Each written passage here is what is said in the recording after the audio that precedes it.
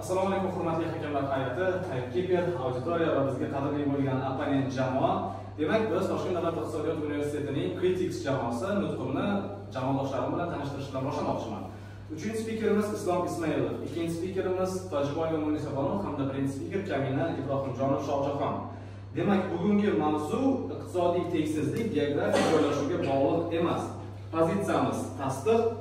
Demak, case qo'yib ketamiz. 2005-yildan to hozirga qadar Shimoliy Amerika, Janubiy Afrika va Shimoliy Sharqiy Yevropa. Kalit so'zlarni kiritamiz. Gini koeffitsiyenti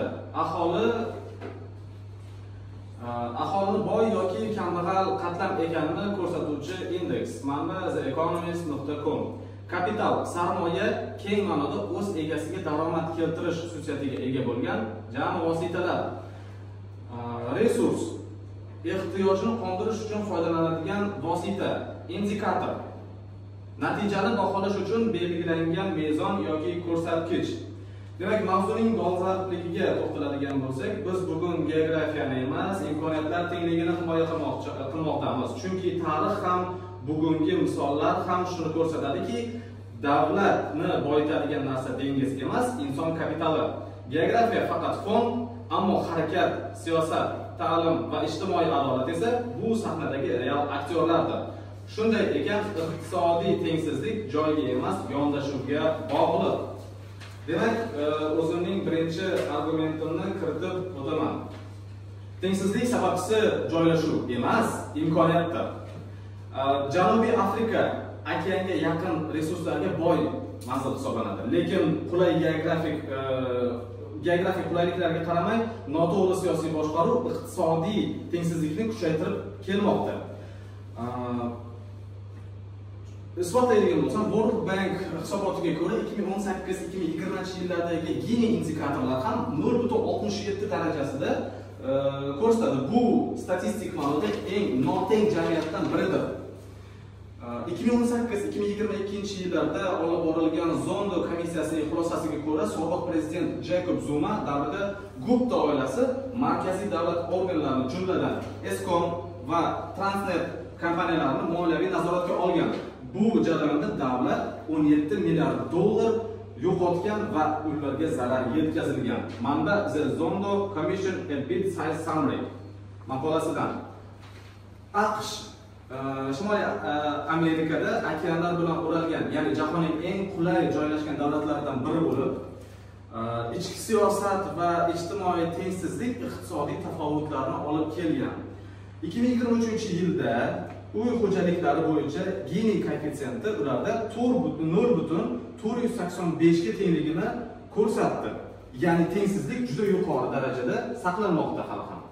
Manba US Household Income 2023-yildagi maqolasida. 2023-yilda eng boy 10% oilalar yalpi milliy daromadning 30.4%ni egallagan. Barron's esa top 10%ning umumiy daromaddagi ulushini 45% deb keltiradi. Manba Economic Inequality Bidenomics. Ana endi esa Norvegiya davlati haqida gaplashamiz. Bu davlat Shimoliy Yevropada sovuq iqlim va tog'li hududda joylashgan bo'lsa-da, ya'ni geografik jihatdan og'ir va chekka hududda joylashgan bo'lishiga qaramay, adolatli iqtisodiy tizim va kuchli boshqaruv iqtisodiy tengsizlikni kamaytirgan. 2023-yil Norvegiyada rahmat aytib, 2023-yil Norvegiyada Gini koeffitsiyenti taxminan 0.2 darajani ko'rsatgan. Manba Income Inequality saytidan. 2024-yil uchun Norvegiyada ishsizlik darajasi 3.8%, kambag'allik darajasi esa 0.21% atrofida baholangan. Manba Unemployment Rate in Norway sayti. Demak, xulosa qiladigan bo'lsam, yuqoridagi solishtirma tahlili shuni ko'rsatadiki, iqtisodiy tengsizlik darajasi geografik joylashuvga emas, balki davlat ichidagi boshqaruv, siyosat, ijtimoiy adolat kabi omillarga bog'liq. Endi esa ikkinchi argumentimni kiritib o'taman. Raqamli texnologiyalar, ijtimoiy kapital iqtisodiy farqdan kuchliroq ta'sir qiladi. Tushuntiraman. odamning ijtimoiy tarmog'i, aloqalari, o'zini rivojlantirish darajasi ko'proq iqtisodiy natijani belgilaydi. Rahmat aytib, geografik joylashuv cheklov emas, lekin ijtimoiy resurslar uni bartaraf etadi. Isbotlayman, Stanford University tadqiqotlariga ko'ra, ijtimoiy mobiliyat joydan ko'ra ijtimoiy aloqalarga bog'liq deb ko'rsatadi. Manba nature.com 04/996 maqolasida. Pew Research ma'lumotlariga tayanadigan bo'lsak, mentorlik va qo'llab-quvvatlovchi jamoa iqtisodiy muvaffaqiyatda muhim rol o'ynaydi. Rahmat aytib, manba Pew Research 2020-yil 9-yanvardagi maqolasida. Demak, men umumiy xulosa qilaman. Agar geografiya boylik keltirganda har bir plyajdagi odamlar millioner, har bir sahro ahli esa och qolgan bo'lardi. Lekin boylik xaritada emas, boshda. Demak, muammo joyda emas, yondashuvda. Pulni dengiz chetidagi qum emas, insondagi bilim, tizimdagi adolat va jamiyatdagi imkoniyat ishlab chiqaradi. Men o'z nutqimni yakunlayman va aqalin jamoaning chaparasi savollariga tayyorman.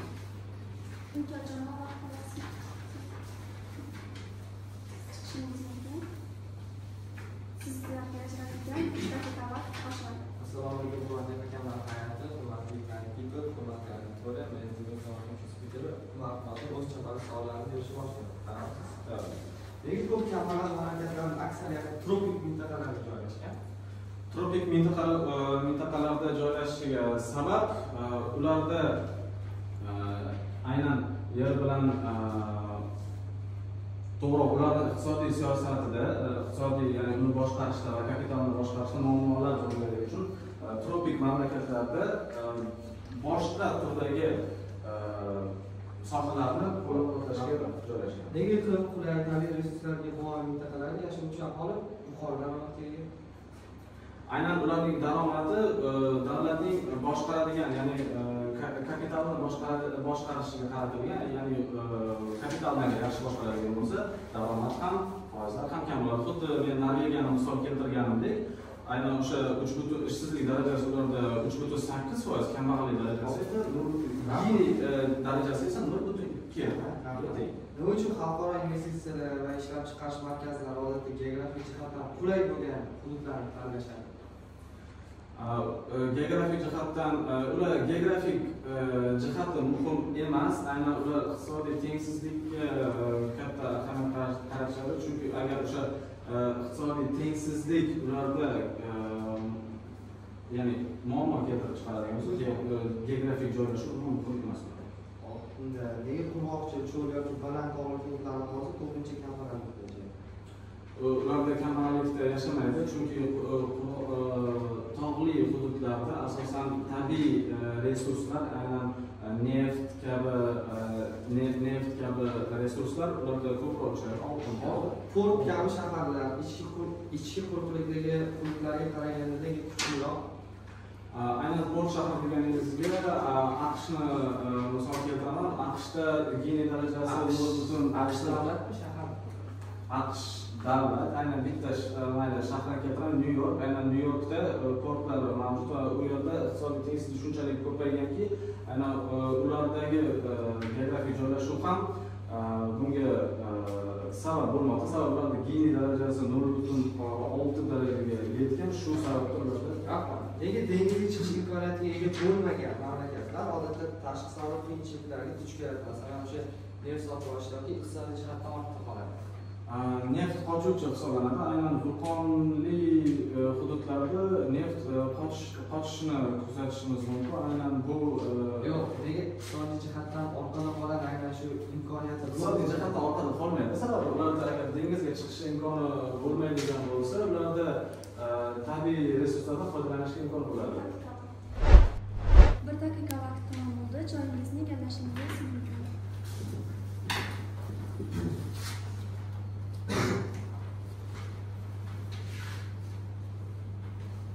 Sizga ajratilgan 6 daqiqa vaqt.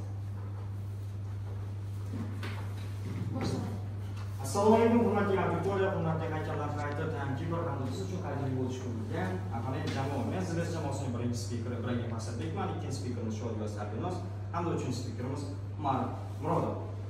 Bugungi mavzumizga to'xtaladigan bo'lsak, iqtisodiy tengsizlik geografik joylashuvga bog'liq emas va bizning pozitsiyamiz inkor pozitsiyasi. Va bugungi mavzuning dolzarbiga to'xtaladigan bo'lsak, mavzumiz butun dunyo bo'yicha geografik joylashuvga qaratilgan ekan. Bu degani har bitta inson uchun, har bitta davlat uchun juda ham dolzarb mavzu hisoblanadi. Kal so'zlarimizni kiritib o'tmoqchiman. Birinchi kal so'zimiz landlocked degan so'zni anglatadi, ya'ni har taraflama quruqlik bilan o'ralgan, ya'ni dengizlardan cheklangan degan ma'noni anglatadi.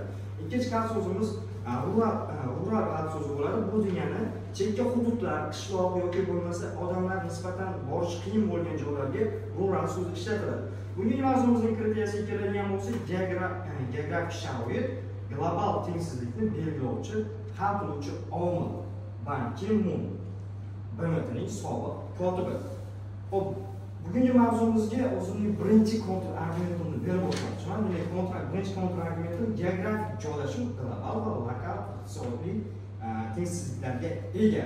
Arizasida shuni aytish mumkinki, geografik joylashuv haqiqatan ham iqtisodiy tomondan tengsizlikni keltirib chiqaradi. Tushuntirib o'tadigan bo'lsam, geografik jihatdan qulay joylashgan davlatlar iqtisodiy jihatdan keskin oshishi mumkin bo'ladi. Isbot sifatida Yevropaning shimoliy qismida bitta davlatlarni aytib o'tish mumkinki, Yevropaning nisbatan shimolda joylashgan qismlari, misol uchun Seviya, Kalabria oladigan bo'lsak, ularning yalpi ichki mahsulot miqdori 20 ming yevroga teng bo'ladigan bo'lsa, aksincha qulayroq joylashgan davlatlarda bu qiymat 60 ming, 70 ming miqdorga teng bo'lar ekan. Manba sifatida Princeton.edu saytining xalqaro iqtisodiyot jurnali iqtisodiy geografiya va xalqaro tengsizlik maqolasida ikkinchi isbotimda shuni aytib o'tmoqchimanki,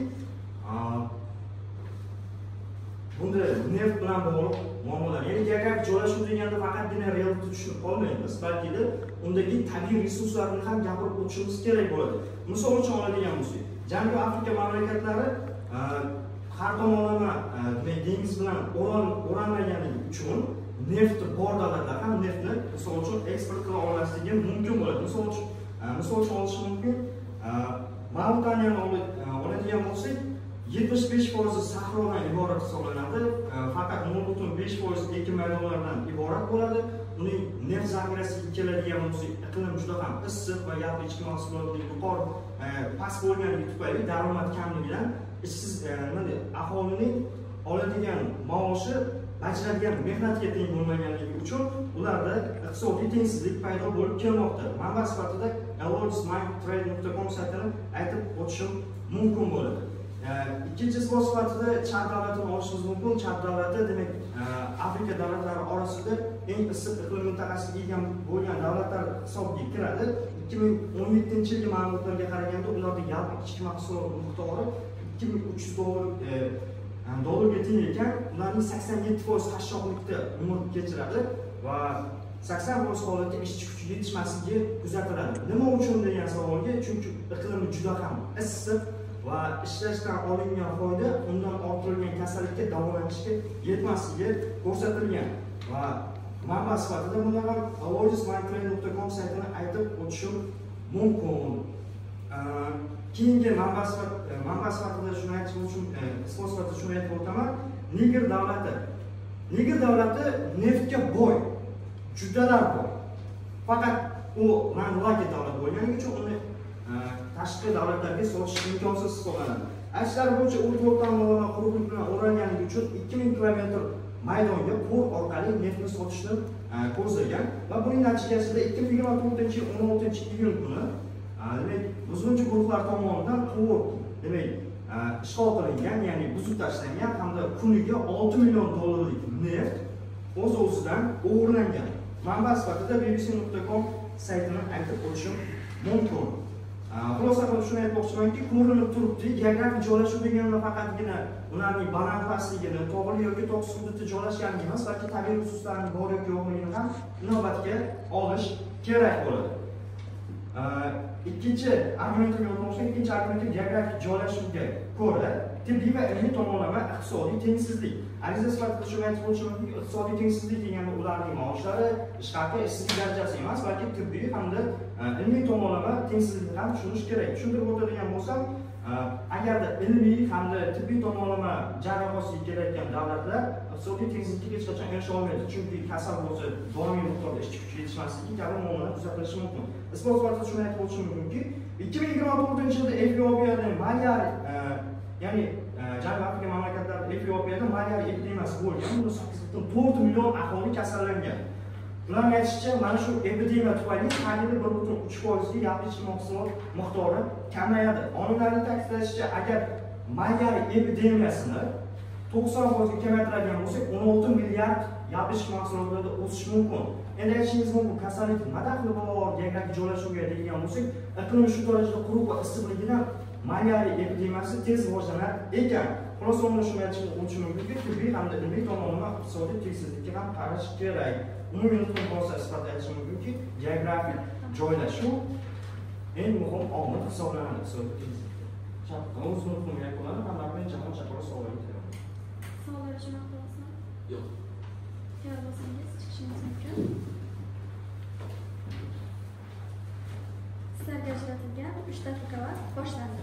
Assalomu alaykum, hurmatli hakamlar hay'ati a'zolari, tanqid auditoriya va qisqa vaqt ichida bizga qadrdon mashg'ul bo'lgan Apaniya jamoasi, men tashqi jamoasining 3-spikeri Islom Ismoilov o'zining chaqiriqchi savollarini boshlayman. Tayyormisiz? Albatta. Demak, birinchi savol.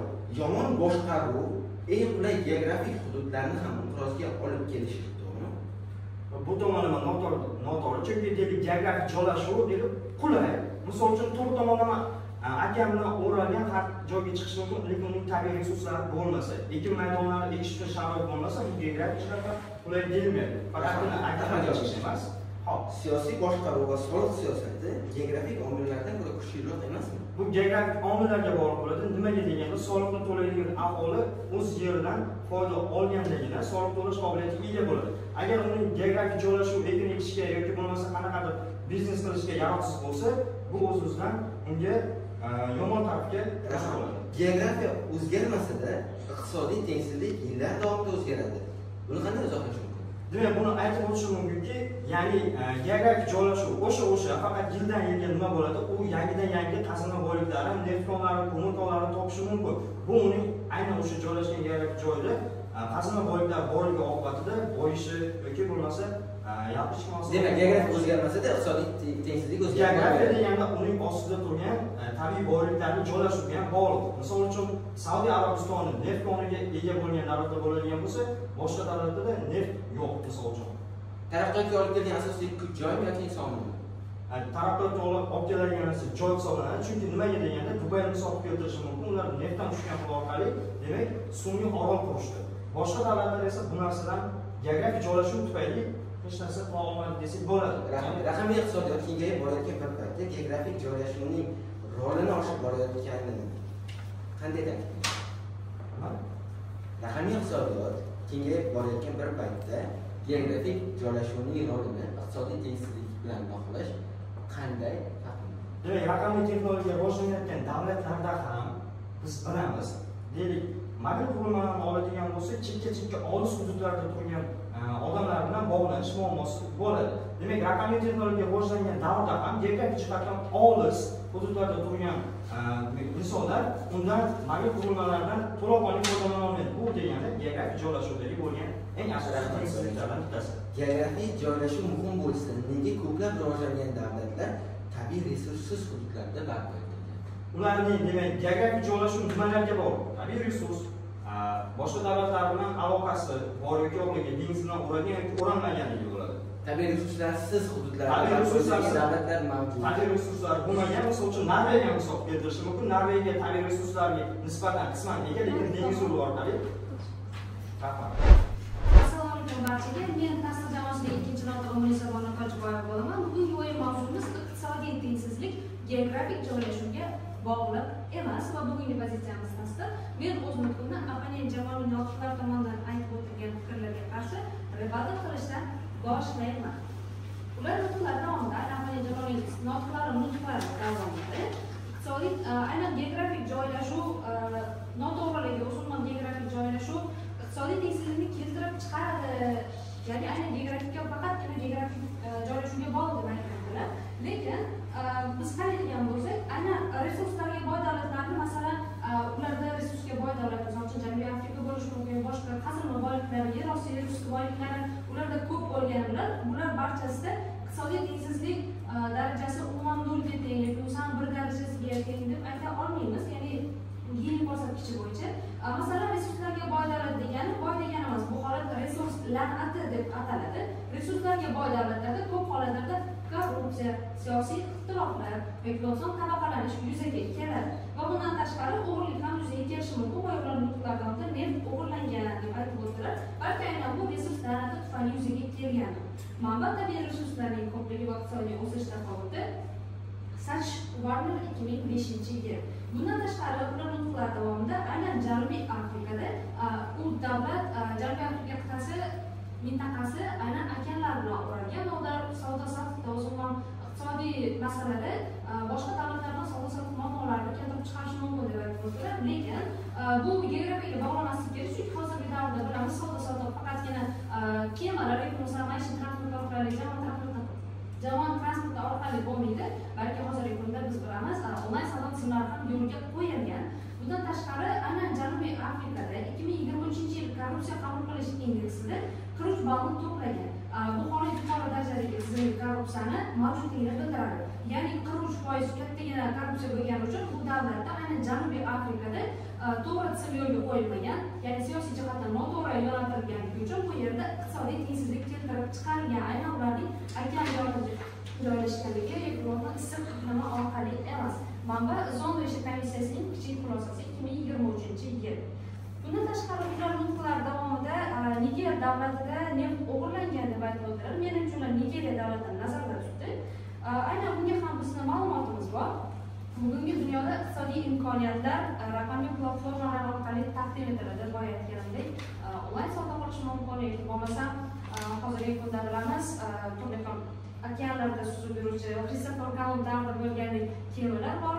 Umuman bizda manimcha okeanda aynan quruq bo'ylarida harakatlanish muammo emas. Va bundan tashqari chekka qishloqda yashovchi yashovchi grafik dizayner masalan Upwork orqali yoki bo'lmasa o'sha onlayn tizimdagi ish dasturi orqali Nigeriyaga xizmat ko'rsatmoqda. Masalan, misol uchun keltirishimiz mumkin. Bu endi geografik joylashuv bilan emas, o'z salohiyati bilan bozorga kirib boryapti. Ya'ni faqatgina geografik joylashuvimiz noto'g'ri tanlangan deb iqtisodiy jihatdan muammo qilib ishlab o'tirmasa, o'zi harakat qilib imkoniyat topgancha iqtisodiy tengsizlikni keltirib chiqarmaslik uchun harakat qilmoqda.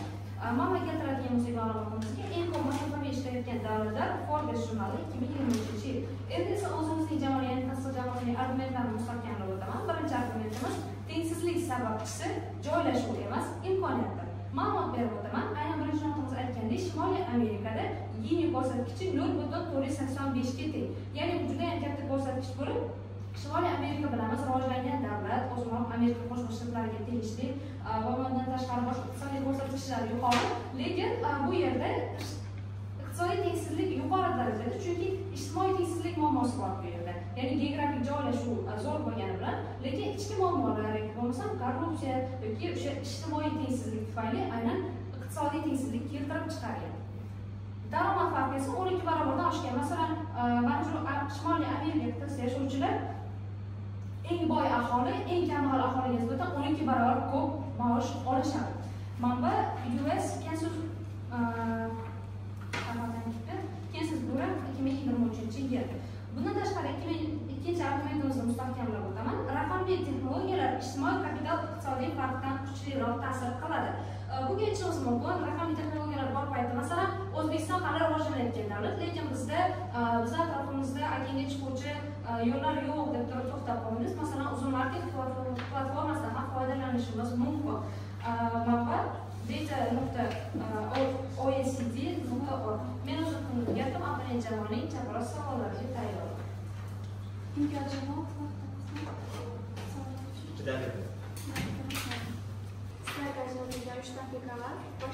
Assalomu alaykum, hurmatli auditoriya, hakamlar qayta hammasizlarga o'zim tanishtirganingizdek jamoat spiker Ibrahim Hasanbekov o'zcha bir savollarni berishga tayyorman.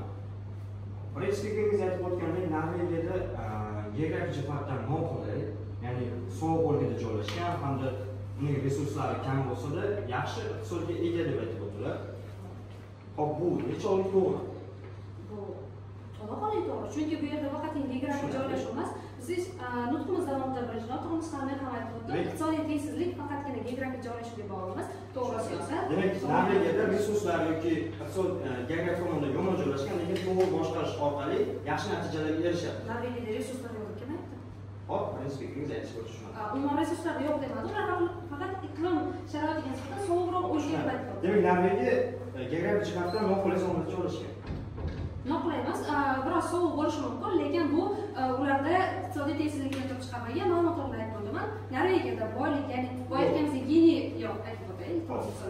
Gini koeffitsiyenti OECD bo'yicha 0.63 ga teng. Bu hattoki Amerikadan ko'ra katta. Ikkinchi savol, Norvegiya geografik joylashuv jihatdan dengiz transportida eng ilg'or yuradi, chunki dengiz bilan yaxshi ta'minlanganligi uchun dengizdan keladigan foyda yuqori. Nima uchun unda geografik jihatdan noqulay? Sovuq iqlim sharoiti tufayli. Sovuq iqlim tufayli. Tushunarli. Ikkinchi savolim, Amerikada, misol uchun Amerika haqida gapirib o'tiradigan bo'lsak, Amerikaning shahar hamda qishloq hududlarida kasallanish darajasi bir xilmi? Ya'ni geografik joylashuviga ko'ra kimdir shaharda, kimdir esa yiroqroqda joylashgan. Kasallanish faqatgina geografik joylashuvga bog'liq emas, insonning o'z ehtiyotsizligi oqibatida ham kelib chiqadi. Tushunarli yetadi. Demak, inson omiliga bog'liq deb aytib o'tildi. Keyingi savolim, shahar maktablari bilan chekka hududlardagi maktablarning o'quv darsliklari bilan yoki bo'lmasa jihozlar bilan taqsimlanishi bir xilmi? Savol. Chekka hududlardagi shahar maktablarini resurslar bilan to'ldirishi tengmi kelasida? Bunda misol uchun geografik joylashuv qanday ahamiyati bor? Shahar maktablari, qishloq maktablari, masalan, shahar maktablarida ularda hali ta'mirlash ishlari olib borilayotgan bo'lishi mumkin. Tushunarli. Iqtisodiy tengsizlik o'zi nima unda? Iqtisodiy tengsizlik tushuntiradigan bo'lsak, boya Gini ko'rsatkichini aytdik. Mayli sodda qilib tushuntiraman. Masalan, bitta davlatda eng boy qatlam aholi bilan va eng kambag'al aholi daromadlarini solishtirganda katta tafovut yuzaga kelishi. Bu misol uchun 0%, 100% gacha. Demak, daromadlardagi farq iqtisodiy tengsizlikka to'g'ri keladi. Albatta. Demak, tibbiy hamda ilmiy tomonlama iqtisodiy tengsizlik bu kirmaydi. Biz iqtisodiy deyapmiz, tibbiy yoki bo'lmasa boshqa yo'nalishdagi tengsizlik demayapmiz. Tushunarli. Men chaqiroq savollarni tugadi. Assalomu alaykum, hurmatli akalar, tayinli auditoriya biz uchun qadrdon bo'lib ulgurgan opponent jamoasi. Manzilbek jamoasining ikkinchi spikeri Shodiya Salmon o'z nutqini boshlayman. Bugungi munozara mavzuyimiz iqtisodiy tengsizlik geografik joylashuvga bog'liq emas. Mavzu bo'yicha bizning pozitsiyamiz inkor. Men o'z nutqimni opponent jamoamiz spikerlar aytib o'tgan nutqlarga ribat qilishdan boshlamoqchiman. Opponent jamoamizning birinchi spikerlari tengsizlik sababchi emas, tengsizlik sababchisi joylashuv emas, imkoniyatlar deb aytib o'tdilar. Jumladan o'z nutqlarida bir nechta faktlar keltirib o'tdilar. Lekin joylashuv emas bo'ladigan bo'lsa, landlocked mamlakatlarda eksport xarajatlari 8-250% yuqori, tranzit vaqtida esa 9-130% ko'proq vaqt sarflaydi. Bundan ham ko'rib o'tib manba Encotalga wordpress.com 2021 yil 13-sentabr. Bundan ham ko'rib o'tishimiz mumkinki, geografik joylashuv imkoniyat emas. Undan keyin landlocked davlatlarga keladigan bo'lsak, inson rivojlanish indeksi past hisoblanadi. Savdo imkoniyatlari cheklanadi. Ular dengiz bilan bog'lanmaganligi ham geografik jihatdan joylashuvga bog'liq hisoblanadi. Manba UNDP Origin. Undan keyin eksport hajmiga keladigan bo'lsak, dengizga chiqa olmaydigan davlatlar dengizga chiqa oladigan davlatlarga nisbatan 27-41% kamroq bo'ladi. Bundan ham ko'rib o'tishimiz mumkinki, geografik joylashuv iqtisodiy tengsizlikka sabab bo'ladi. Manba miqdoriy iqtisodiyot jurnali strukturaviy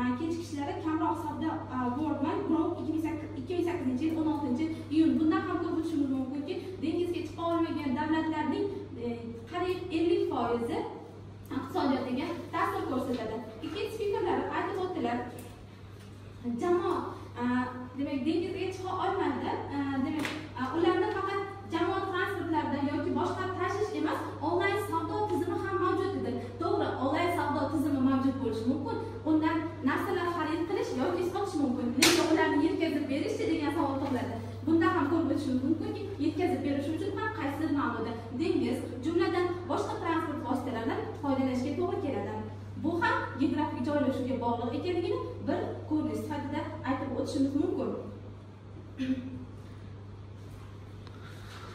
Endi o'z jamoamni argumentlarni to'ldirish berib o'tmoqchiman.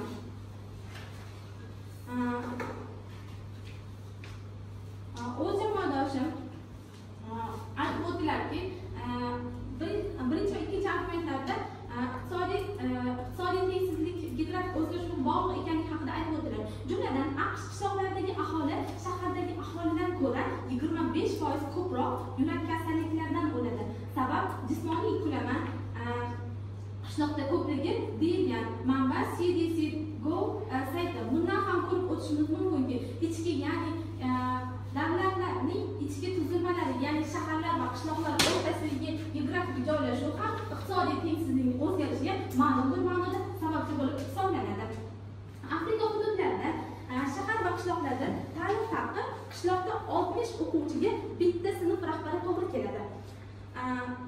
Rural hududlarda maktablar 8%da umuman kompyuter yo'q, 29% esa hojatxona yo'q deya ta'kidlab o'tiladi. Media.nama.com bundan ham ko'rib o'tishimiz mumkinki, chekka hududlardagi geografik joylashuv ularning ta'lim sifati, undan tashqari ijtimoiy holatlarga ham ta'sir ko'rsatib, iqtisodiy tengsizlik keltirib chiqaruvchi asosiy sabablardan biri bo'lib hisoblanadi. Xulosa sifatida aytib o'tishim mumkinki, geografik joylashuv iqtisodiy tengsizlikning nafaqat iqtisodiy, balki ta'lim, tibbiyot va barcha sohalarni o'z ichiga qamrab olgan holatda ularning iqtisodiy tengsizlikni keltirib chiqaruvchi asosiy omillardan bo'lib hisoblanadi. O'z nutqimni yakunladim. Apelli javobiy chaqirishni savollarga tayyorman.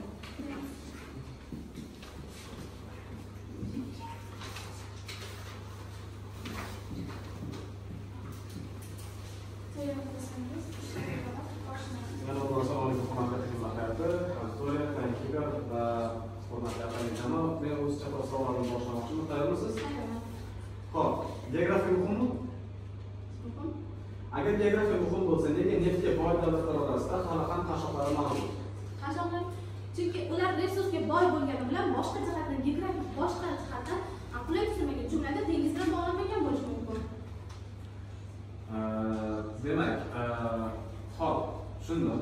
Bitta geografiyada, ya'ni bitta geografiya joylashuvga o'lkada turli xil iqtisodiy natijalarga ega hududlar mavjud bo'lsa, bu qanday qilib geografiya asosiy omil emasligini isbotlaydi? Bitta geografiya hududi, ya'ni bitta hududda turli xil iqtisodiy natijalarga ega hududlar mavjud bo'lsa, qanday qilib geografiya asosiy omil emasligini isbotlaydi? Isbotlaydi, asosiy omil geografiya, chunki bitta hududda bir necha hududlarda u ichki hudud bitta katta umumiy geografik bo'lishi mumkin, undan tashqari ichki geografik tuzilishlar ham bor. Tushundim. Kim iqtisodiy tengsizlikdan manfaatdor, tizimmi yoki odamlar o'zimi? Kim iqtisodiy tengsizlikdan manfaatdor, tizimmi yoki insonlarning o'zimi? Hech kim manfaatdor emas. Demak, iqtisodiy tengsizlik geografik joylashuvga ham muhim emas, to'g'rimi? Yo'q, bog'liq. Iqtisodiy tengsizlik o'zimi? Iqtisodiy tengsizlik bu insonlar va guruhlar, bir nechta jamoalar o'rtasida ish haqqi, undan tashqari ish daromadlari, bu tibbiyot ta'lim sohasida o'zaro barqaror emasligi. Tushundim. Siz aytib o'tdingizki, onlayn masalan ishlab turib daromad qilsa ham bo'ladi dedingiz, lekin u joylashuvga bog'liq, ya'ni u tashqi xizmati haqida gapirib o'tdingiz, to'g'rimi? Xo'p, havo yo'llari xizmatida yuk tashish xizmati bormi?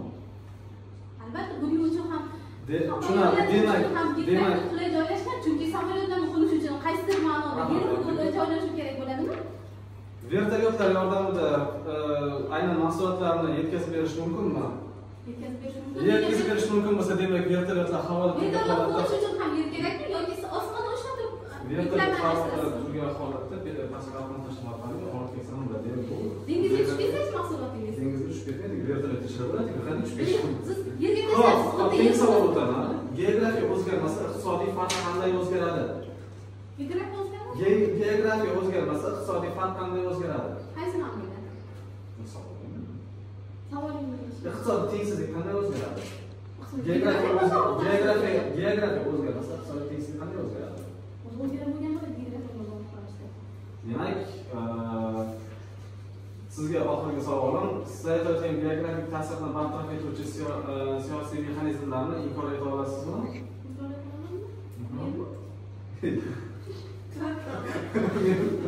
Rahmat. Sizga ajratilgan 5 daqiqa vaqt boshlandi. Endi bir assalomu alaykum hurmatli hakamlar, tanqiber auditoriya va qisqa vaqt ishtirokchisi haqida bo'lgan opponent jamoasi men dastur jamoasi uchun spiker Islom Ismail o'zimning tanqidiy, tahliliy hamda qo'shimcha nutqimni boshlayman. Dastlab bugungi munozara o'yinlarimizda dastur jamoasining birinchi spikeri, ya'ni jamoadoshim boshlab berdi. Munozara qonun qoidalariga ko'ra birinchi spikerning umumiy funksional vazifalari bajarib berildi. Ya'ni salomlashuv, mavzular, pozitsiya kalsuli hammasi ochib berildi va birinchi argument keltirildi. Tengsizlikning sababchisi joylashuv emas, imkoniyati birinchi argument qo'yildi. Faktlar bilan tushuntirib isbotlab berildi va xulosa ham bor edi va birinchi argumentlar to'liq holatda tabiatga tushganligini ko'rishimiz mumkin. Ikkinchi argumentni ham e'lon qilib, umumiy tushuntirish, isbotlar va xulosalar bilan keltirib berishdi. Endi esa guruch kurmaksiz bo'lmaydi deganlardek inkor jamoasining birinchi spikerida ham bir necha kamchiliklar borligini inobatga olib aytib o'tamiz. Inkor jamoasining birinchi spikeri ham umumiy funksional vazifalarni bajargan holda salomlashuv, mavzunomi, pozitsiya dolzarb so'zlarni keltirib o'tdilar. Kontra argumentni e'lon qildilar va geografik joylashuv qulay bo'lgan davlatlarni rivojlanishi tezroq degan ma'lumotlar aytib o'tishdi. Yalpi mahsulot 20 ming yevroga teng va 60 ming va 70 ming dollargacha borishi mumkin degan ma'lumot aytildi, lekin aniq manba keltirilmadi. Net bor davlatlar lekin eksport qila olishmaydi degan ma'lumotlarni keltirib o'tishdi. Chet davlatda 2017-yildagi yalpi mahsulotlarni keltirib o'tdilar. Demak, birinchi argumentlarda ariza tashlandi, yaxshi isbot berildi, lekin tushuntirishgan bo'ldi. Birinchi argumentlarda xulosa ko'rilmadi. Inkor jamoasining birinchi spikerida iqtisodiy tengsizlik, ilmiy va tibbiy muammolarni keltirib chiqarishi haqida aytib o'tdilar, lekin iqtisodiy tengsizlikka bog'liqligi haqida hech qanday ma'lumot aytishmadi. Ya'ni iqtisodiy tengsizlik ijtimoiy sohaga yo'naltirilganligini ko'rishimiz mumkin. Inkor jamoasining ikkinchi spikeri haqida ham aytib o'tadigan bo'lsak, umumiy funksional vazifalar bajarildi, salomlashuv va nutqlar debatdan boshlandi. Bizning argumentimizga qarshi fikr aytishdan boshladilar. Ya'ni tengsizlik sababchi joylashuvimiz imkoniyati degan argumentimizga debat qilgan holda eksport xarajatlarini keltirib o'tdilar va nutqlari davomida geografik joylashuv imkoniyat emas deb bizning pozitsiyamizga o'tib qolganlarini va o'z pozitsiyalaridan chiqib ketganligini ko'rishimiz mumkin. Inkor jamoasining ikkinchi spikerini eksport qiymati 27%, 40%ga kamroq geografik joylashuvni hamda Jahon bankining 3 ta iqtisodchisi tomonidan o'rganilgan tadqiqotni aytuvdi, lekin u 3 ta iqtisodchi kim, qanaqa izlanish olib borganligi haqida aniq fakt va manbalarni keltirib o'tilmadi. Rahmat tanqiber, chekka qishloqlardagi maktablarda 60 ta o'quvchiga bitta sinf rahbari to'g'ri kelishi, maktablarda va hojatxonalar bo'lmasligi va inkor jamoasining birinchi spikerida kuzatib o'tilgan yana bir narsa malaria epidemiyasi 90% kamaysa, yaqin ichki mahsulot oshishi haqidagi kasalliklar bilan bog'liq, ya'ni tibbiyot bilan bog'liq ma'lumotlar aytib o'tildi. Bu asosan ta'lim va tibbiyot ijtimoiy soha bo'ladi va iqtisodiy tengsizlikka aloqador bo'lmaganligini ko'rishimiz mumkin. Ushbu ma'lumotlarni inkor jamoasining ikkinchi spikeri va dastur jamoasining ikkinchi spikerlarida ushbu nuqtalarni ham ko'rib o'tamiz. Ya'ni inkor jamoasining birinchi spikeri dastur jamoasining ikkinchi spikeriga bergan chaparoslarda Norvegiyaning geografik noqulay joylashgan deb aytib o'tdi. Sizning dastur jamoasining birinchi spikeri deb aytdilar, lekin aslida dastur jamoasining birinchi spikeri noqulay joylashgan va sovuq iqlimda joylashgan. Noqulay va sovuq iqlimda joylashgan dedi. Lekin bu nechog'lik to'g'ri deganda to'laqonlik to'g'ri fikrlari bilan chaparost savollarda mahorat bilan qochganliklarini ko'rishimiz mumkin va resurslarga boy bo'lmagan davlatlar iqtisodiy tengsizlikni keltirib chiqaradi. Ya'ni resurslar ko'p davlat boy davlat hisoblanadi deganda debatlarda dastur jamoasining ikkinchi spikeri resurslarga boy davlat degani emas, bu resurslar la'nat, ya'ni resurslarga boy davlatlar ko'p holatlarda korrupsiya va siyosiy ixtiloflar yuzaga keltiradi deya qarshi fikrlar aytgan holda o'z pozitsiyalarini saqlab qolganliklarini ko'rishimiz mumkin. Rahmat aytib, umuman olganda bugungi munosabat o'yinlarda tasdiq jamoasining ikkala spiker ham o'z funksiyalarini vazifalarini to'liq bajarganliklari va o'z vazifalarini qat'iy himoya qilib qolganliklarini inobatga olgan holda hakamlar hay'ati a'zolaridan o'z ovozingizni tasdiq jamoasiga berishingizni so'rab qolgan bo'lar edik. E'tiboringiz uchun rahmat. Men o'zimning funksiyalarim vazifamni yakunlayman. Assalomu alaykum, hurmatli hakamlar hay'ati, hurmatli tanqid, hurmatli auditoriya, o'yinimiz uchun qadrdonlar, hamkorlardan bo'lib bo'lgan jamoa. Men Qirg'iz jamoasining 3-spikeri Umar Qilolov o'z hamid nutqini boshlayman. O'z nutqimni birinchi navbatda o'z jamoadoshimni ustunliklaridan boshlayman. Inkor bilan salomlashishda tashkil qildi, mavzu pozitsiya dolzarbligini aytib kali so'zlarni keltirdi, kriteriya berdi va o'zining birinchi kontrargumentini berdi. Demak, geografik joylashuv global va lokal iqtisodiy tengsizlikka ega deb kontrargument berib tushuntirdi, isbotladi, o'z isbotlaridagi faktlarga manba berdi va manba xulosa qildi. Ya'ni faktlarda neft bilan bog'liq muammolar, Chad davlati, Niger davlati kabi faktlarni berib o'tdi va manbalarni ham berdi. Ikkinchi argumentida geografik joylashuvga ko'ra tibbiy va ilmiy tomonlama iqtisodiy tengsizlik degan argument berdi. Va shu joyda bir narsaga e'tiboringizni qaratmoqchiman. Bizda tasdiq inkor bir, ya'ni jamoadoshim iqtisodiy tengsizlik tushunchasini berib o'tdi. Ya'ni jamiyatdagi turli guruhlarning o'rtasidagi daromad, boylik, ta'lim va sog'liqni saqlash resurslari bo'yicha nisbiy farqlarda aynan sog'liqni saqlash, ta'lim va boylik, daromad imkoniyatlariga ham urg'u berib o'tdi. Demak, inkorning bu tushunchasidan, ya'ni bu ta'rifdan kelib turib shuni ko'rsatmoqdaki, iqtisodiy tengsizlik bu katta soha, shunchaki iqtisodga o'ziga bog'lanib qolmagan.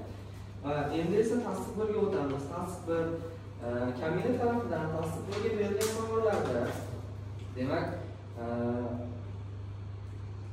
aynan nega iqlimi qulay, tabiiy resurslarga boy mintaqalarda yashovchi aholi yuqori daromadga ega yoki undan keyin ilm uchun xalqaro investitsiyalar va ishlab chiqarish markazlari odatda geografik jihatdan qulay joylashgan hududlarda to'plangan degan savollarga ayni javob eshitmadik. Nega qurg'oqchi, cho'l yoki baland tog'li hududlarda aholi ko'pincha kambag'allikda yashaydi degan savolga yo'q, kambag'allikda yashamaydi deb ochiqdan ochiq vijdoniylik prinsipidan chiqib ketib javob berdi. Ya'ni to'g'ridan to'g'ri haqiqatni inkor qildi va balki neft yoki oltin kabi resurslar ko'p bo'ladi deb haqiqiy ma'noda bizni pozitsiyani yo'qlab qo'ydi. Endi tasdiq inkor 2ga o'tadigan bo'lsak, inkor 2 o'z nutqida salomlashdi, tanishtiruv qildi, mavzuni aytdi, pozitsiyani aytdi, o'z nutqini rebatl bilan boshladi. Demak, o'z rebatlida landlocked davlatlardagi insoniyat haqida rebatllar qildi, savdo logistikasi haqida ham rebatl qildi va o'z rebatlida opponent jamoa tarafidan kelgan onlayn savdo haqidagi faktiga juda chiroyli rebatl qila oldi. Ya'ni onlayn savdodagi sotib olingan tovarlar ularni sotib olishdi, lekin baribir ularni yetkazib berishda transport, ya'ni barcha geografik jihatni asosiy qism ekanligini isbotlab bera oldi va unga berilgan savollarda, ya'ni tasdiqdan inkor 2ga berilgan savollarda qashshoqlar haqida, geografiya yoki kim manfaatdor savollar haqida yaxshi turib bera oldi va iqtisodiy tengsizlik o'zi nima degan savolga ham ta'rifni bera oldi. Onlayn ishlab turish orqali va havo yo'llari haqida berilgan savollarga ham juda chiroyli tarzda samolyot va vertolyot haqidagi savollarga ham juda chiroyli tarzda javob bera oldi. Demak, undan keyingi oxirgi savolga e'tibor beradigan bo'lsak, siyosiy barqarorlikni inkor eta olasizmi degan savol ham uning fikri so'radi, ya'ni va unda ham chiroyli, juda chiroyli tarzda javob bera oldi. Endi tasdiq 2ga o'tadigan bo'lsak, tasdiq 2 o'z nutqini rebatl bilan boshladi, lekin o'zlari qo'yib bergan keysdan o'zlari chiqib ketib qolishdi. Ya'ni o'z rebatlda O'zbekiston haqida fakt keltirdi va o'z jamoadoshini rebatlga to'ldirish qilayotgan paytda birinchi to'ldirishda xulosa qila olmadi. Ana endi esa hurmatli, endi esa men bu abonent jamoaning fikrlarini, argumentlarini tepaga qo'yaman va o'zimiznikini pastga kam daromadni pastga qo'yaman. Men o'z holatimni taroziga o'xshatgan bo'lsam, tarozining og'ir pallasi qayerda bo'lishi barchamizga ma'lum. Demak, xulosa o'rnida shuni aytishim mumkinki, iqtisodiy tengsizlik geografik joylashuviga bog'liq emas, bizning pozitsiyamiz inkor va hakamlardan bizning pozitsiyaga ovoz berishimizni so'rab qolaman. Jamoalar o'yin yakunida bir-biridan tabriklashadi.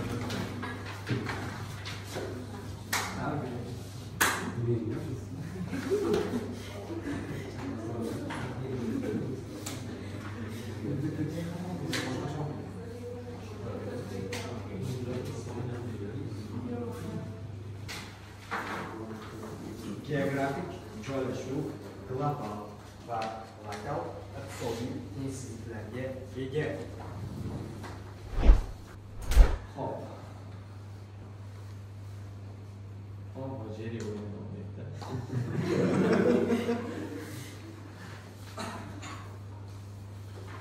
Bu narsalarga sizlarda ma'lumot qo'yapsiz.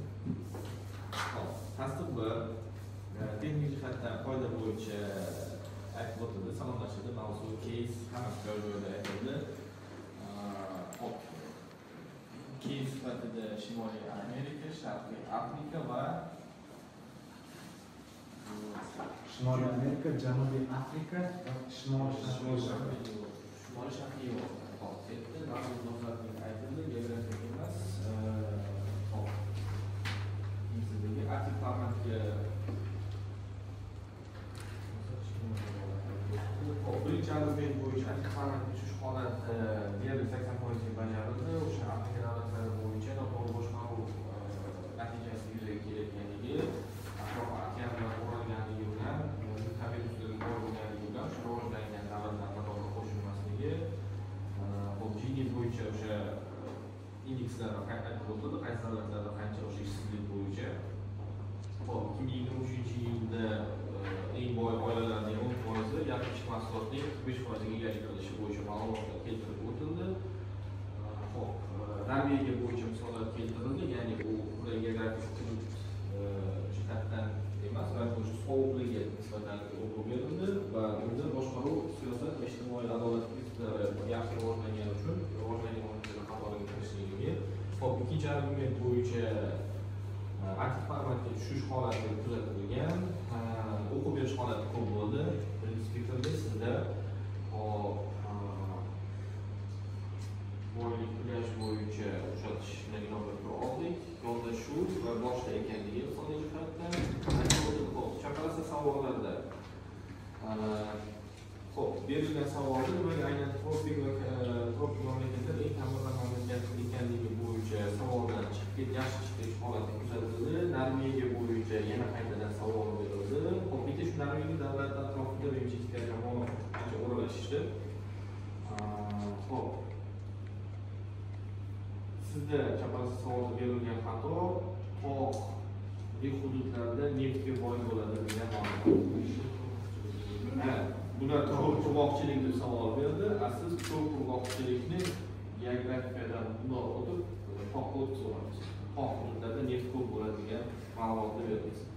Hop, Port shahar degan savolga siz AQShda sal xatoga o'tib ketdingiz, keyin to'g'rilandi. Nyu-Yorkda o'sha dengiz imkoniyatlari Port shahar ekanligi, vulqon ko'p bo'lgan davlatlarda neft qochishi, tabiiy resurslardan foydalanish imkoniyatlari aytib o'tildi. Inkor bir hop, keyslarni kiritdi, kabi so'zlar aytildi, tanishtirildi, pozitsiya e'lon qilindi, mavzu aytildi. Hop, bitta tushunarsiz holat bor sizda. O'zimning birinchi kontra argumentimni boshladingiz, keyin ikkinchi argumentimni davom ettirdingiz. Ikkinchi bo'lib argumentimni aytaman. Shunaqa deb o'xshashlarga, buni noto'g'ri aytgan bo'lishim mumkin. Shuni olmaganim, agarda siz ikkinchi argumentni aytgan bo'lsangiz, birinchi argument qani? Agarda birinchisi kontra argument bo'lgan bo'lsa, unda ikkinchisi qani? Mana shu narsani tushunasiz. Xo'p, kontra argument sifatida aktiv formatga tushdi. Hop, qulayroq joylashuv iqtisodiy jihatdan yaxshi imkoniyat olib kelishi aytildi. 60 ming 70 minggacha daromad olishi mumkinligi aytildi. Yaxshi mavzuga Jerri qo'lga tushdi, lekin qochib ketdi. Tom qo'yib olgan. Xo'p, Janubiy Afrika mamlakatlari deyarli hammasi dengizlar bilan o'ralgan bo'lsa-da, ularda o'sha iqtisodiy jihatdan imkoniyat past deyildi. Hozir Janubiy Afrikani kiradigan 10 ta sanadi. 14 ta davlatdan faqatgina 3 tasi dengizga chiqish imkoniyati yo'q, qolganlari o'sha okean bilan o'ralgan va dengizga chiqish imkoniyati borligi va Janubiy Afrika Respublikasini iqtisodiy jihatdan barqaror ekanligi o'ziga tasdig'ini topdi. Bu ma'lumot Shunda Janubiy Afrika Respublikasi deb aytilyapti-ku, Janubiy Afrika mintaqa dedilaringiz, o'sha mintaqaga 14 ta davlat kiradi. Shuning ichida Janubiy Afrika Respublikasi. Janubiy Afrika Respublikasi ham bor. Hammasi dengiz atrofida. Geografiyani ko'rsalar, ko'rib chiqqan bitta mintaqada turli xil iqtisodiy jihatdan rivojlangan davlat borligi nuqtai nazardan aytilyapti. Aslida umuman bitta bitta ayblovni hammasiga yubordilar. Xo'p, undan keyin Chad Respublikasi bo'yicha ma'lumot keltirildi. 2017-yildagi haqiqatan ham manbada $2300 yalpi ichki mahsulotlariga aytilgan, lekin ma'lumot to'liq emas. Nimaga? Yalpi ichki mahsulot $2300 deb ketyapti. Bu umumiy kishi boshiga. Kishi boshiga ekanligi, yalpi ichki mahsulot boshqa tushuncha, yalpi ichki mahsulot jon boshiga boshqa tushuncha. Umumiy olganda. Umumiy olganda juda past. Lekin bitta kishiga normal degan. Shunga ma'lumotlar chiqarib beryapsizlar.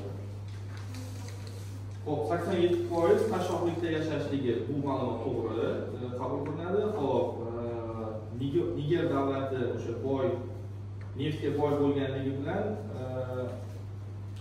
o'zingizga qarshi bo'lib qo'ygan shu tomonda. Niger davlati neftga boy hudud boy, lekin geografik jihatdan ma'lumotli bo'lgan, ya'ni okeanlar bilan o'ralmagan. Hop, Saudiya nefti bor, okean bilan o'ralgan eksport qilinadi. Bunda okean bilan o'ralmagani uchun neft bor, lekin sotolmayapti. Geografik jihatdan, ya'ni chiqish ehtimoli yo'q. Mana shuni manba bilan keltirish kerak edi. Manba bbc.com saytida yo'q, bbc.com faktini beryapsiz. Lekin buni boyitib berish kerak ediki, nimaga ularda misol uchun korrupsiya yo'q, hammasi joyida, boshqaruv zo'r, lekin shunga qaramay dengizga chiqish imkoniyati bo'lmagani uchun neftini sota olmayapti degan narsani yedirib berish kerak. Tushuntirdingmi? Xo'p, bunday demadingiz, siz nima qilyapsiz? Bu yerda quvur buzilgan, quvurdan keyingisi quvur orqali sotmoqchi bo'lgan. Lekin quvur buzilgan deganingiz, bularni pozitsiyaga o'tib qo'yganingiz buziladi. Bu geografik aloqasi bor, odamlar buzyapti. Jinoyatchilik avj olgani, quvurga hujum qilingani, bu uni geografik joylashuvi emas, balki geografik bo'lmagani uchun quvurda sotyapti degan ma'no bor edi. Quvurda sotyapti dedingiz, o'sha yerda to'xtash kerak edi. Siz davom ettirdingiz, quvurda sotyapti, lekin quvurda ham buzg'unchilik, o'g'irlik natijasida kuniga $6 million neft mahsulotlarini yo'qotdi deyapsiz. Mana buzg'unchiligi, o'g'irlangan, quvurda buzilgani bu sizlarning pozitsiyalarga zarar yetkazgan. Quvur orqali sotishga majbur bo'lyapti, o'sha yerda stop bo'lganda, Jerrini shuni to'g'ri og'ziga qo'yib qo'yganda bo'ldi dedi. Sizlar o'ynadinglar Jerri bilan ozgina, keyin Jerri qochib ketdi. Xo'p, keyingisi argument kelib berildi. Aktiv formatga tushirildi. Xo'p, ishchi kuchi Efiopiya davlatlari bo'yicha aytib o'tildi. O'sha kasalliklar, ya'ni 90% gacha agarda kasalliklar qisqartirilsa, $16 milliard gacha yalpi ichki mahsulotning o'sishiga imkoniyat beradi. Bu xo'p, iqlimni quruq bo'lishi, uni zararli ishlashi.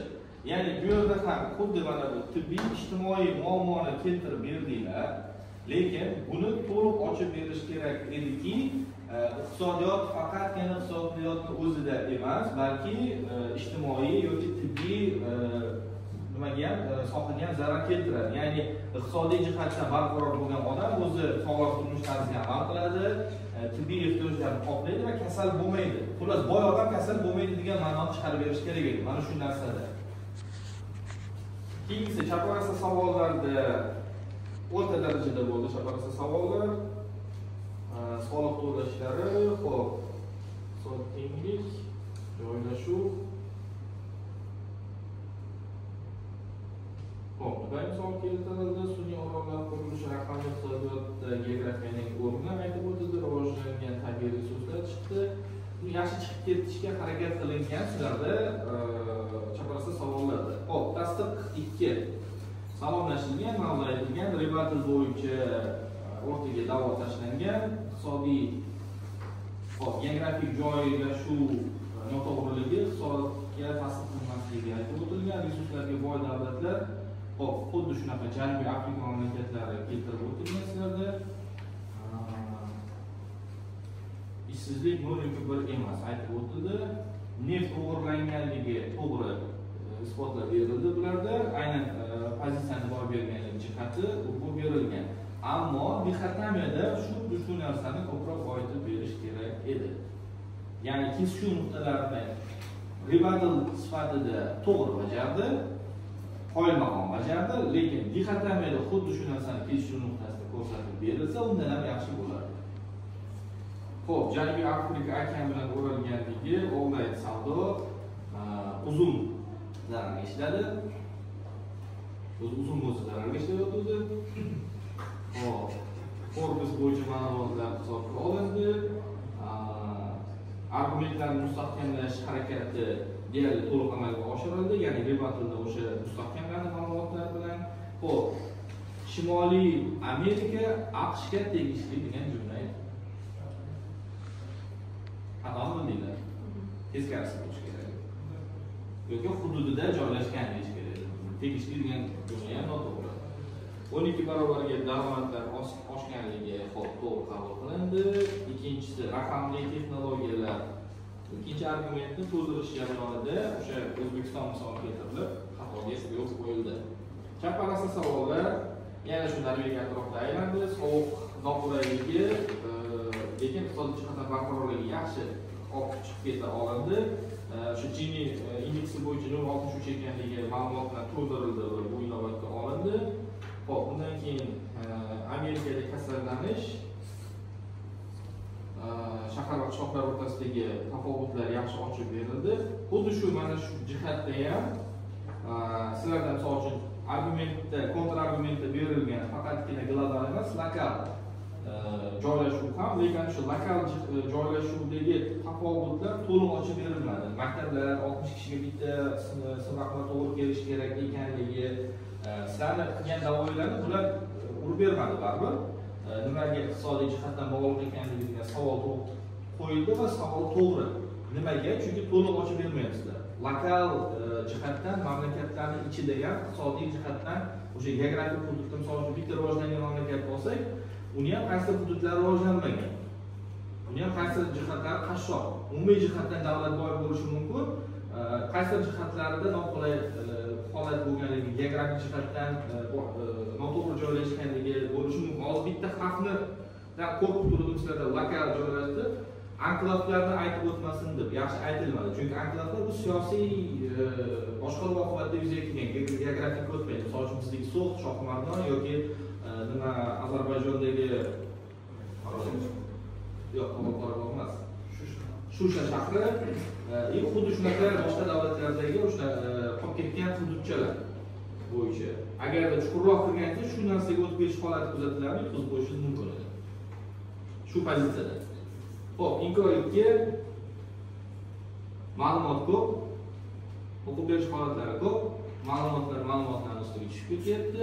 Xuddi shunaqa aytganimizda 10 ta ma'lumot emas, 8 ta 7 ta ma'lumotni o'ylash maqsadga muvofiq va ma'lumotlar bir-birini yeb qo'yishi natijasida noto'g'ri fikrlar berilyapti. Jumlani, siz aytgan jumlani o'qib beraman. Logistika bilan shug'ullanuvchi Jahon bankining aytishicha. Tushuntira oldimmi? Bu yoqda boshqa narsa bo'lgan sizda. Jahon bankining logistika bo'yicha shug'ullanuvchi qaysi iqtisodchilari bo'lgan, lekin sizda jumlada notqligingizda logistika bilan shug'ullanuvchi Jahon bankining. Bu noto'g'ri ma'lumotga kiradi. Keyingisi logistika bo'yicha fikrlaringizni davom ettirib, biz yetkazib berishda jamoat transporti emas, boshqa transportlardan foydalanishimiz kerak. jamoat transportini logistikaga yetkazib berishda nima aloqasi bor edi va umuman jamoat transporti deganda nima tushuniladi? Bu narsa ham xato fikr sifatida qabul qilinadi. Jamoat transporti bo'larak Onlayn ular jamoat transporti yoki boshqa narsalar emas. Tashqi faqat ulardan foydalanamiz, balki onlayn savdo tizimini qo'yamiz dedik. O'sha onlayn savdo tizimi faqat sotamiz, uni tashish uchun qaysi transportdan foydalanamiz deganmiz. Tushundim. O'sha jamoat transporti xato ekanligini aytib berolmayotganingiz. Tushuntira olaman. Jamoat transporti boshqa narsa. Siz o'shani aytganingizda bular chiqib ketaveradi. Xo'p, argumentlarni mustahkamlashda imkoniyatlar mustahkamlangan, o'sha ma'lumotlar boyitilgan, 25% yurak kasalliklari, misol uchun bitta misolida ham geografik jihatdan noqulay joylashganliklari, yurak kasalliklari qishloqlarda juda ko'pligi, bosim ko'pligi hisobiga jismoniy mehnat oshganligi tushuntirib berilgan, yaxshi chiqib ketilgan. Xo'p, shahar va qishloqlarning iqtisodiy yechimi to'g'ri tushuntirib berilgan. Boya aytganimizdek, Afrikani xuddi shu 60 ta bolaga bitta sinflar to'g'ri kelishi, 8% da hojatxonalar yo'qligi, to'liqroq ochib berilishi kerak edi. Boya aytib o'tgandim, takror o'qimaslik uchun. Ta'lim sifati bo'yicha bir to'xtaldinglarda orqaga chekindinglar. Ta'lim sifati iqtisodiy jihatdan muhim ekanligini tushuntirib berishda sizlarda yaxshi resurs bor edi, yaxshi imkoniyat bor edi. Bitta kirdinglar, shuni ochib qaradinglar, yana yo'q qo'ydinglar. Iqtisodiy jihatdan boy bo'lishga ta'lim yoki ta'lim yaxshi bo'lsa iqtisodiy jihatdan boy bo'lish degan narsani urg'u berib ketish kerak edi. Xo'p, ijtimoiy tezlik bo'ldi, chaparasi savollarda.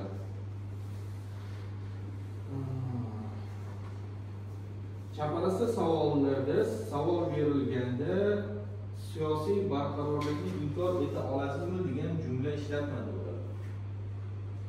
Siyosiy barqarorlikni inkor etasizmi degan jumla ishlatilmadi. Haqiqatda sizlar tomonidan bu ayblov e'lon qilindi. Jumlaga e'tiborli bo'lish kerak. Keyin savol berilganda menmi? Yo'q, siyosatda berganingiz keyin. Yo'q, xo'p, qanaqa savol berishdan qat'iy nazar bu noto'g'ri savol deyishingiz kerak edi. Men emas, chunki sizdan boshqa bir javob beradigan odam yo'q. Bu savolni Masturaga bergani yo'q, Robiyaga bergani yo'q, sizga berdi. Boshqa jamoadoshlaringizga bergani yo'q. Bu xato emas, lekin texnik jihatdan xato. Mavzu jihatdan xato emas, texnik jihatdan xato. Ya'ni munozarachi spiker o'zini spikerlik vazifasida texnik xatoga yo'l qo'ydi. Mavzu jihatdan xatoga yo'l qo'yganingiz yo'q. Bu juda katta global xato ham emas. Hayajon natijasida yuzaga kelgan kichik adashish.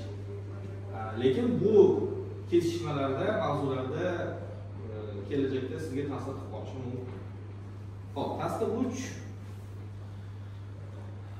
dixotomiya bo'ldi. Argumentlar tushuntirib berildi, dixotomik xulosalar berildi. O'sha 60 ming, 70 ming yevrogacha daromadlar oshishi to'liq ochib berilmaganligi ko'rsatildi. Xo'p, Chad Respublikasi bo'yicha ma'lumot berib o'tildi deydi, lekin bu sizlarga na plyus na minusga ishlaydi, chunki bular to'g'ri ma'lumot berib o'tgan. Xo'p, iqlim tibbiy iqtisodiy jihatdan bog'liq ekanligini bular urg'u bera olmaganini hisobiga sizlarning foydalariga o'tishi mumkin bu narsa. Xo'p, 27-41% gacha dengizda chiqish imkoniyati bor bo'lgan mamlakatlarning iqtisodiy o'sishi mumkin ekanligi to'liq ochib berilmaganligi ularning dixotomik nutqida o'zini isbotini topib ketgan. Xo'p, Jahon banki bo'yicha ma'lumotlar aytib o'tilgan. 60 ga 1 maktab inovatga olindi baribir. Harbiy bo'yicha ma'lumotlar inovatga olindi va texnik jihatdan to'g'ri yakunlandi. Inkor 3 dixotomiya. Xo'p, texnik jihatdan ma'lumotlar keltirib o'tildi, argumentlari bo'yicha kesishuv nuqtalarini imkon qadar ochib berildi. Iqlim qulay bo'lgan daromad investitsiya tayinli. Xo'p, sal tuhmat holatlari bo'ldi. Aytilmagan gaplar aytildi yoki aytilgan gaplar aytilmadi. Misol uchun iqlim qulay yuqori daromad investitsiya degan savolimizga tayinli javob ololmadik. Siz uchun tayinli javob bo'lmasligi mumkin, lekin mavzu nuqtai nazardan tayinli javob bo'lganligi. Xo'p, keyingisi onlayn savdo O'zbekistonda keysdan chiqqanligi to'g'ri e'tirof etildi. O'sha uzun qo'llaganliklari biladi. Xo'p, vertolyot bilan ajoyib javob bera oldi ketgansiz. Bu havo yo'llari savollariga shunda vertolyot va samolyot orqali yaxshi javob bera oldi degansiz, lekin bular emas, bular yaxshi javob bera olgan. Vaziyatdan chiqib ketish nuqtai nazaridan chaparasida. bular javob beryapti. Javob beryapti. Vaziyatdan chiqib ketish degan narsa bor. Misol uchun bularga savol beryapti, aviya tashuv bo'yicha aeroport kerak, tekis hudud kerak. Keyingisi savolga javob ketyapti. Vertolyotda tashisa, vertolyot dengizga qulab ketsa, undan keyin arqon tashlaydi. Yo'qda yo'q. Arqonni yo'qotish kerak. Oxir maydalashib. Bitta kesimda shunaqa to'xtash kerak edi. Misol uchun aviya tashuvlarni o'zini to'g'rida yopish kerak edi o'sha masalada. Xo'p, demak, case rival bo'yicha O'zbekistonda aytib o'tdik. Sizlarda bitta mana shu kontra argument, eng zo'r kontra argument sifatida berilgan siz tomoningizdan, ya'ni global va lokal masalaligi, lekin ana shuni to'liq ochib berilganda va ikkinchi argument ham xuddi shuni davom ettiradigan qaysi ma'nodagi argument bo'lganda va to'ldirilganda imkoniyat yanada oshishi mumkin. Kes qisqani uchun 50 o'z ma'lumot chop tashladi. Bu yaxshi holat. Endi ko'p narsa bor. Bu yaxshi holat. Bu debatning qoidasi aslida. Keysda sizga berdi, siz keysdan chiqmasligi uchun harakat qilganingiz, bu qoida bo'yicha o'ynaгаningiz. O'tlab ketganingizda yana ko'proq ballar minus bo'lgan bo'ladi. Xo'p, umumiy xulosalar shu. Jamoalarga o'yin uchun rahmat. Tez orada o'yin natijalari e'lon qilinadi.